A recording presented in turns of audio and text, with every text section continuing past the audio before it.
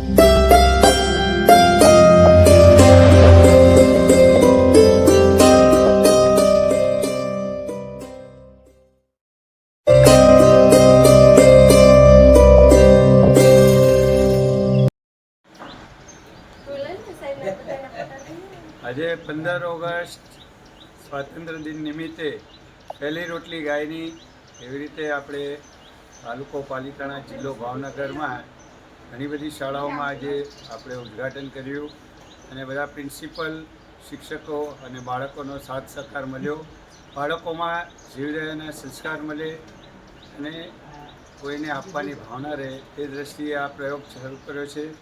શ્રી આદિજીન યુવક charitable trust વતી trustee Navinbhai ગાલા અને બોલીજીએ